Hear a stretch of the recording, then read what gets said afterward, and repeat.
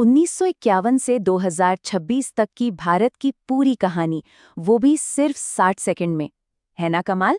और हाँ, इसके साथ ही हम आज के टॉप करंट अफेयर्स भी कवर करेंगे। बिना किसी देरी के इस शानदार एक्सप्लेनर की शुरुआत करते हैं। तो टाइम मशीन को थोड़ा पीछे ले चलते हैं। 1951 पहली पंचवर्षीय योजना, जहां हमारा पूरा फोकस खेती पर था। हैरल्ड डोमर मॉडल याद है ना? बुनियादी ढांचा यहीं से बनना शुरू हुआ था। फिर 1956 आते आते दूसरी योजना में हमने गियर बदला। महालानोबिस मॉडल के तहत बड़े बड़े स्टील प्लांट्स और भारी उद्योगों की नींव रखी गई। तीसरी योजना में खेती और उद्योग दोनों को साधने की कोशिश हुई, लेकिन युद्धों की वजह से ब्रेक लग गया। और फिर आया 3 साल का प्लान हॉलिडे। लेकिन यहीं से जन्म हुआ उस ग्रीन रेवोल्यूशन यानी हरित क्रांति का, जिसने हमें अनाज के मामले में पूरी तरह आत्मनिर्भर बना दिया। अब आते हैं 1969 से 1990 वाले दौर पर। ये वो समय था जब देश ने खुद को आर्थिक रूप से मजबूत बनाना सीखा। चौथी योजना में स्टेबिलिटी पर जोर था, तो पांचवी का सबसे बड़ा लक्ष्य था गरीबी हटाना। 1980 की छठी योजना एक बहुत बड़ा गेम चेंजर साबित हुई। रोजगार पर फोकस बढ़ा और नाबार्ड जैसी संस्था बनी। इसके ठीक बाद सातवीं योजना ने मॉडर्नाइजेशन और सोशल जस्टिस का एक ऐसा विजन सेट किया जिसने तेजी से बदलते आधुनिक भारत का रास्ता एकदम साफ कर दिया। और फिर 1991, वो ऐतिहासिक साल जिसने इंडियन इकोनॉमी की पूरी तस्वीर ही बदल कर रख दी। एलपीजी रिफॉर्म्स ने हमारे मार्केट्स दुनिया के लिए खोल दिए। 8वीं योजना में सारा ध्यान ह्यूमन रिसोर्स पर था। इसी मजबूत नींव पर 11वीं योजना ने रिकॉर्ड 8% की ग्रोथ रेट हासिल की, जो अब तक की हाईएस्ट है। फाइनली 12वीं योजना ने सस्टेनेबल और इंक्लूसिव ग्रोथ पर फोकस किया। खेती से लेकर एक ग्लोबल इकोनॉमिक पावर बनने तक का ये सफर सच में रोंगटे खड़े कर देने वाला है। हिस्ट्री से निकलकर अब जरा आज की दुनिया में आते हैं। चलिए देखते हैं नई तकनीक और डिफेंस इनोवेशंस हमारे फ्यूचर को कैसे बदल रहे हैं। अब देखिए, ये बहुत ही इंटरेस्टिंग है। कोयला और जीरो एमिशन, ये दोनों शब्द आमतौर पर एक सेंटेंस में नहीं आते, राइट? लेकिन चीन ने दुनिया की पहली जीरो कार्बन एमिशन डायरेक्ट कोल फ्यूल सेल टेक्नोलॉजी बना ली है। ये तकनीक कोयले की केमिकल एनर्जी को सीधे बिजली में बदलती है। और सबसे बड़ा ट्विस्ट, इससे निकलने वाली CO2 हवा में नहीं जाती, बल्कि सीधे सोडियम बाइकार्बोनेट यानी बेकिंग सोडा में कन्वर्ट हो जाती है। प्रदूषण कम करने का ये बिल्कुल ही अलग और इनोवेटिव तरीका है। अपने डिफेंस सेक्टर की बात करें तो इंडियन नेवी में हाल ही में INS महेंद्रगिरी शामिल हुआ है। प्रोजेक्ट 17A के तहत बना ये नीलगिरी क्लास का छठा जहाज है। इसे मुंबई के मजगांव डॉक ने बनाया है। इसकी सबसे बड़ी खासियत इसकी एडवांस स्टेल्थ टेक्नोलॉजी है, मतलब दुश्मन के रडार को आसानी से चकमा देने में ये माहिर है। और हाँ, ये स्वदेशी युद्धपोत डीजल इंजन और गैस टरबाइन दोनों से चलता है, जो इससे समंदर में एक बहुत बड़ी ताकत बनाता है।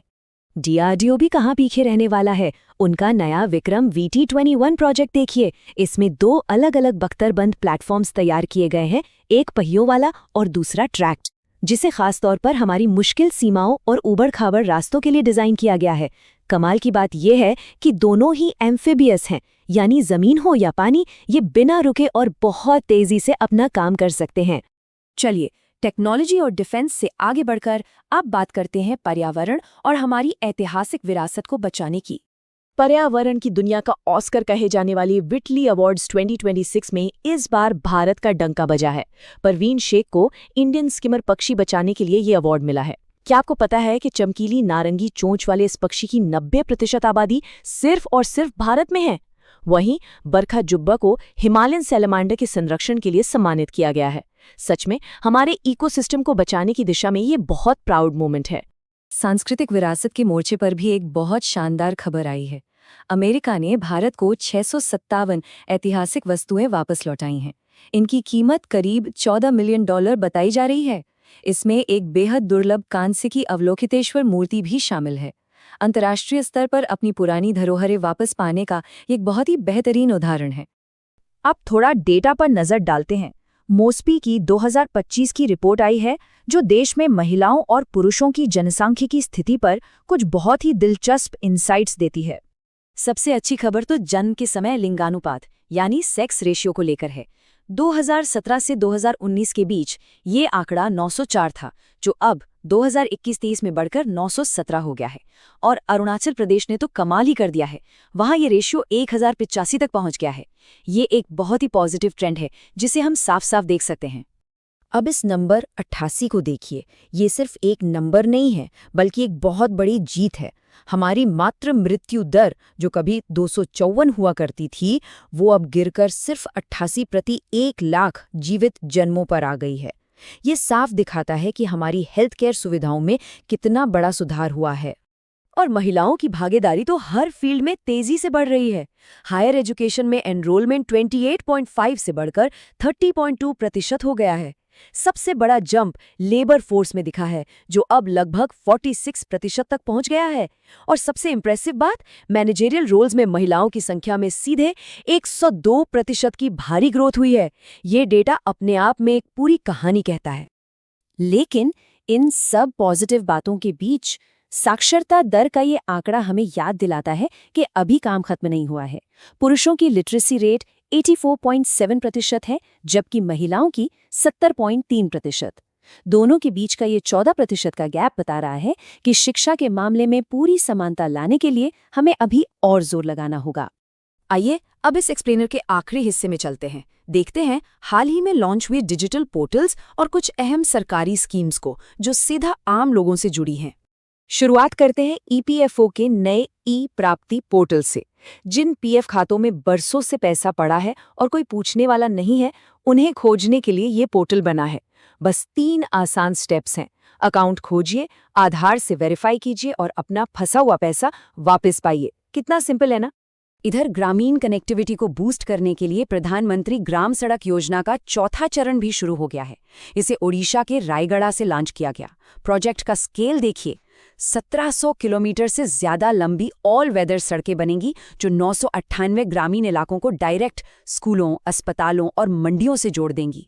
डिजास्टर मैनेजमेंट की बात करें तो मिजोरम ने एक बहुत बढ़िया स्टेप लिया है। उन्होंने खावरिल नाम से एक नया ऐप लॉन्च किया है। मीजो भाषा में खावरिल का मतलब होता है प्रकृति। इमरजेंसी के वक्त रियल टाइम रिपोर्टिंग और तुरंत मदद पहुंचाने के लिए ये ऐप एक लाइफ सेवर टूल साबित होने वाला है। चलिए अब 1 मई की अहमियत भी जान लेते हैं। ये दिन इंटरनेशनल लेबर डे तो है ही, जो भारत में पहली बार 1923 में चेन्नई में मनाया गया था। इसके अलावा 1960 में इसी दिन महाराष्ट्र और गुजरात राज्य बने थे। और सबसे खास बात, इस बार 1 मई को ही बुद्ध पूर्णिमा भी मनाई गई, जो भगवान बुद्ध के जन्म, ज्ञान और निर्वाण का पवित्र प्रतीक है। और आखिर में बात करते हैं लद्दाख के लेह की। वहां इंडियन आर्मी ने ऑपरेशन नेत्र 1.2 के तहत 4 दिन का एडवांस सर्जिकल आई कैंप सफलतापूर्वक पूरा किया है। सीमा की सुरक्षा के साथ साथ आम नागरिकों की सेहत का ख्याल रखना सच में ये हमारी सेना की एक बहुत ही सराहनीय पहल है।